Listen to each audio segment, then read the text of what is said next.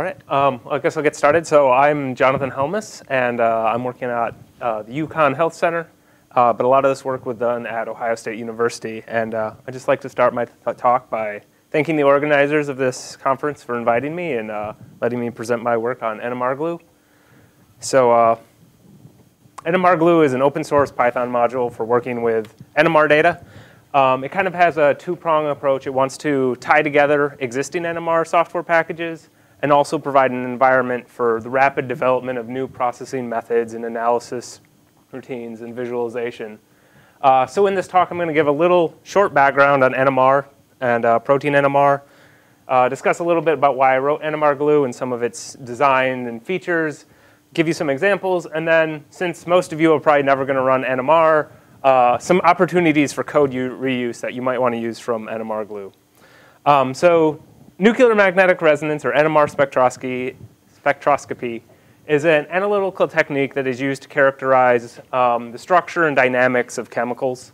The most common use is for small organic molecules. This is the kind of NMR you might have seen if you took an organic chemistry class. But NMR can also be used to identify larger molecules such as proteins.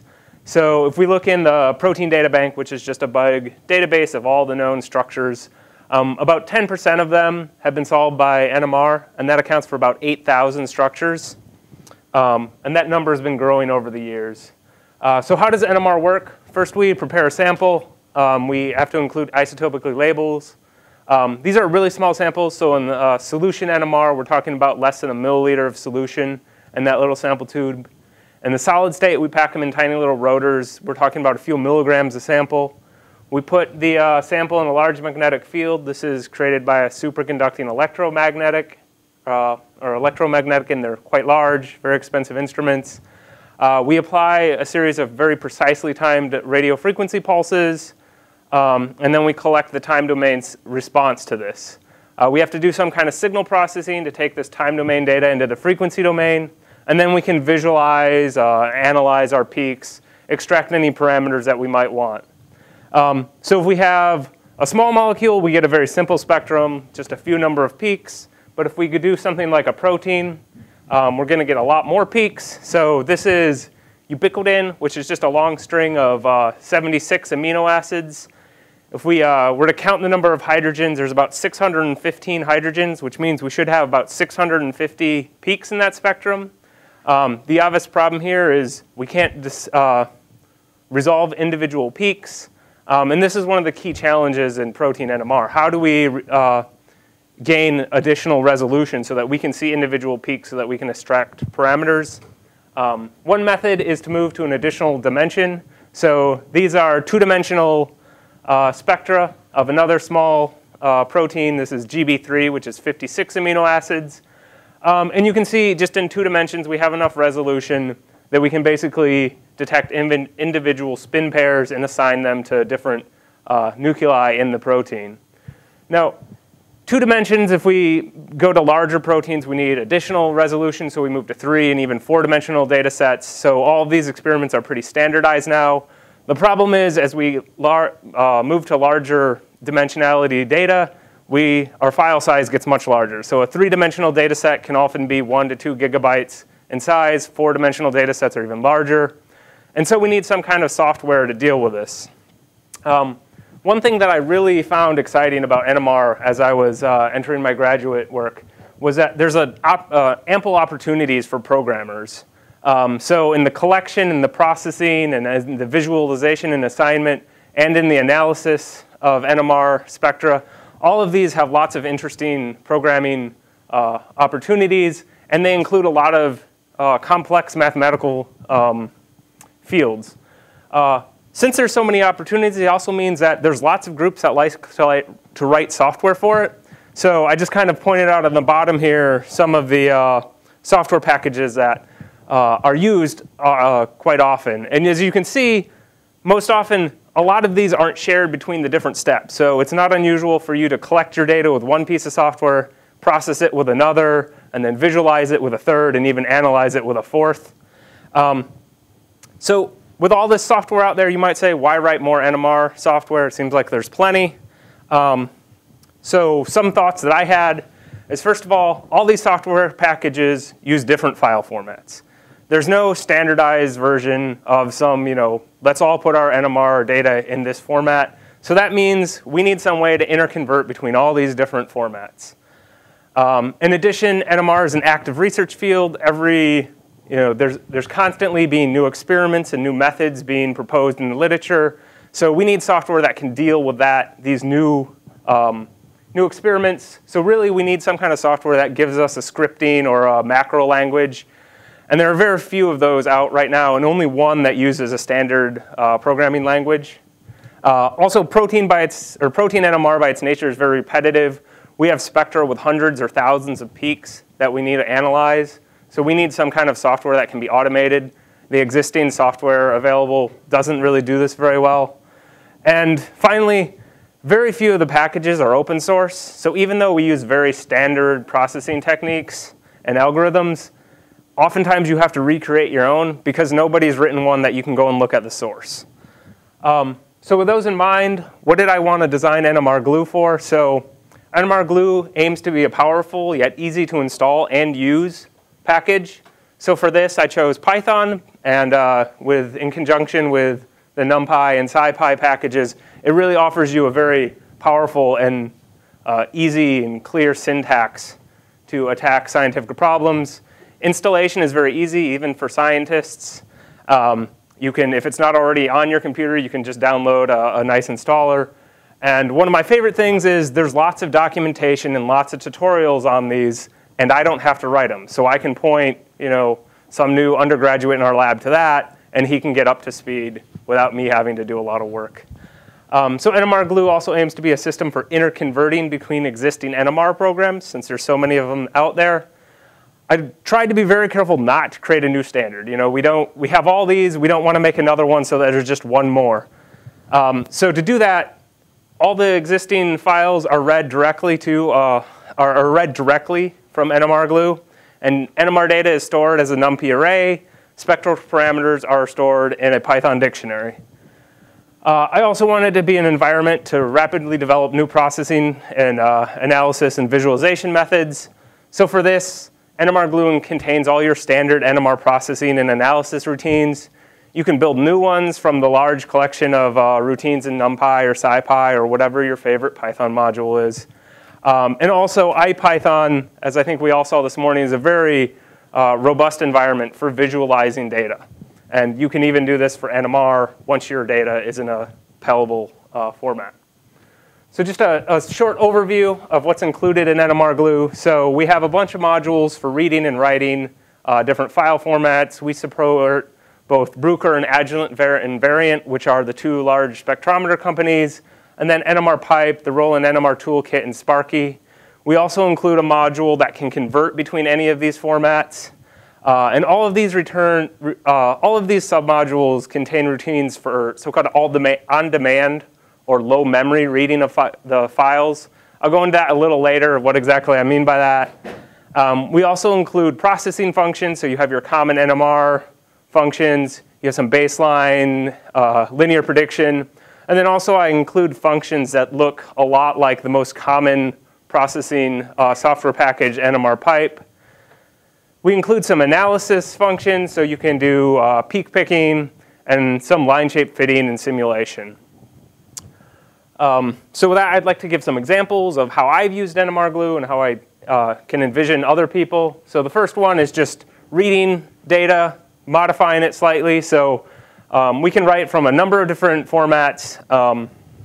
This example is reading an NMR pipe file. So the syntax is really easy. You just import the package. We use a read function. Whichever format you happen to be using, you can use that submodules function. Normally, you just have to pass the file name. For some of the formats, it's a little more complicated, so you have to pass a couple of keyword arguments. We can examine the data. We see this is two-dimensional data. We can see the shape. It's complex. Most NMR data is complex, if not hyper-complex. We can look at some of the parameters that are stored in the dictionary. We can also examine the data. This is one of the few packages in NMR where you can actually look at the raw numerical data. If we want, we can modify that data, so we can set the first indirect dimension to all zeros. Anytime we change the data, that's just happening in the NumPy array, so it's just in memory. But if we want a copy of that, we can save it. All of our submodules also allow writing to that format. We can also convert. The syntax for this, we read in the file, we initiate a conversion object, and then we load data into it with a from function. Then we can write out to it or create new data with a to, and then we can save that data. And that's a perfectly valid, in this case, Sparky file. With our data in a NumPy array, we can also do a lot of interesting processing techniques. So nmrglue contains a standard processing functions, but we can also develop new ones. So a few years ago, Raphael Buchweiler suggested that a simple covariance calculation can be performed on NMR data, and it can actually give high-resolution data for a certain subset of classes of experiments. But none of the standard processing methods support a covariance matrix because no one had suggested using it before, even though it's a very simple mathematical operation. But if we have our data as a NumPy array, it's very simple. So in this case, we just open our data. We can compute the covariance. And then if we want, we can plot it or do whatever we want with our data. This changes a little bit. So this lab actually came up with an entire MATLAB package just to do covariance processing, even though in nmrglue, it's one line of code. So we can make some more complicated plots. So these are very nice. If you want to put them in a paper, I really like them because when my advisor comes and says, I don't like blue, I want them in red, I can go and edit my script and change a color and not have to redo everything by hand. In this plot, we're adding these little strips so that readers can get some information on our signal noise. To do this, we can make a unit conversion object so that we can index our arrays by some more natural units that we see in NMR. So the strip plots here are just generated. So we're going to take them at 105 ppm and 115. So these are just units that we use in NMR. We can also do some analysis. So this is actually the original problem that eventually led me down the rabbit hole to write nmrglue. So we had collected some relaxation data. So we just had a series of two-dimensional spectrum. And we wanted to see the peaks, and they should decay over time. We already had all the data. And we said, well, we'll just look at the heights of each of the peaks and watch them decay. Well, it turns out the peaks would shift a little in between spectra. And so my advisor said, well, just take a little rectangular box around the data and do simple summation and do that. Well, I looked around and I said, I have no idea how to do that. None of the software packages let you define, give you access to the raw numerical data. So I said, well, I'll just write my own. And but if you can get your data in a NumPy array, all you have to do is do a little slicing. So this script is really just all boilerplate to load in our box limits and our spectras and everything. But the real meat of the thing is this simple slicing array, or we just slice the array, take a summation, and store it as a trajectory. With it in a NumPy, the trajectory is also in a NumPy array, so we can fit them using whatever our favorite optimization scheme. We can visualize them, things like that. So I also want to give some examples of why you might want to use some code from nmrglue. I know most of the people in the audience probably are never going to run an NMR spectrum, never going to look at one. But I think there's some routines in nmrglue which might be of interest to the wider scientific community. So this is these on-demand or low memory file access. There's a constrained multivariate least squares optimization, and some n-dimensional peak picking and n-dimensional line shape fitting. So all this code is available at GitHub under the BSD license. So to start out, I think it's a very common problem in science that we find some big data set in some file format that we didn't decide upon. We're just stuck with it. And we want to read just a small segment of that data set. So maybe this is multiple gigabytes or something, but we can't just mem-map the file because it doesn't have some nice contiguous structure. So what we need is some way of just reading a small portion. So this same problem occurs in NMR data. So nmrglue offers a data ND object, which looks and acts to the user a lot like a NumPy ND array. But your data is only read from disk and into memory when you request a slice. So anytime you do a slicing operation, you get back an ND array object. And most slicing methods are supporting. You can use ellipses. You can use start, stop, or start, end, and steps. Your steps can be negative, things like that. You also have your standard attributes. You can look at the dimensionality, the shape, the D type. You can also iterate over these. They do what you expect. They iterate over the leading axis. If you want to iterate over something else, you can do a swap axis and transpose methods. These just return a copy of the object with the new axes ordering. The nice thing is this object is really easy to adapt. So you just have to define 3 methods: initialization, a copy item, and then this fget item, which fget item is basically just a patch of get item, that you're guaranteed will be passed a nice tuple of slice objects. So if you have 3-dimensional data, you're always going to get a 3-tuple. And all your slice objects are going to you're guaranteed to have a start, an end, and a positive step size. So you just have to figure out how to read the data from the file and get back an array. Everything else is taken care of. So the example, we can read a 3-dimensional NMR pipe file. We can look at its shape. We can, as soon as we actually request a slice, we can look at the data. We can request some larger ones, and we can transpose the data and get everything we kind of would expect. nmrglue also gives a bounded least squares optimization. So there's been some discussion on the SciPy mailing list that people would like something like this, that we can do least squares optimization but put constraints on the variables. There are some options. There's some packages that do this: lmfit, mpfit. There's a pull request right now. But all of these kind of have a more complicated call structure.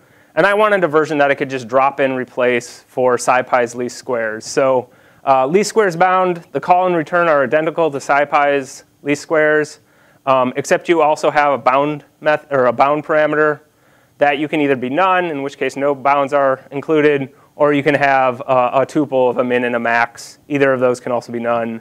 The restraints are imposed by a variable substitution with some signs and square roots that have natural limits. And this package is actually, I pulled it out of nmrglue because I know there was some interest in it. nmrglue also gives you n-dimensional peak picking. So you can pick data or pick peaks in 1-dimensional, 2-dimensional. There's a number of different algorithms. You can estimate some line shape parameters. You also can do line shape fitting once you fit once you've picked your line shape. So you can do any dimensional line shape fitting. You can simulate these peaks. You can use some built-in line shapes. You can also define your own. So if you want additional information, nmrglue is hosted at Google Code. The actual source code is on GitHub. There's a tutorial, a reference guide, more examples.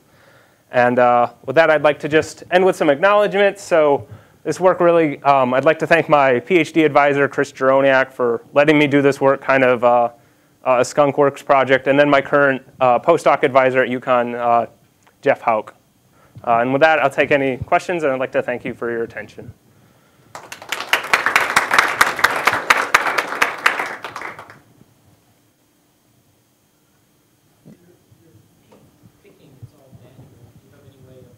Oh, it's all automated. You tell it a threshold or a minimum separation, something, and it goes and segments the spectrum, finds peaks, things like that. Yeah. So do you have any kind of sample workflows up, especially for things like 2D NMR data? So the tutorial does. It is not going to show. There is some sample data that you can play around with, but it doesn't go through a processing. I've been kind of meaning to do it, but the real problem is I'm trying to figure out how exactly where to put these big files, host them. So I have some ideas, and I'm working on it.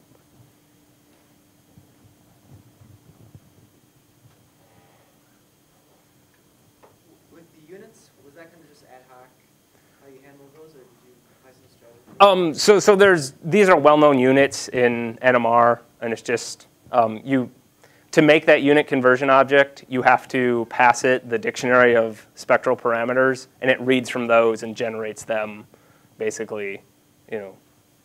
So it's like when you read in a file, you get those. Yeah, you get those, and I mean, I could probably make some different object that automatically generated them as soon as you read, but not all the file formats can actually give you for sure good units.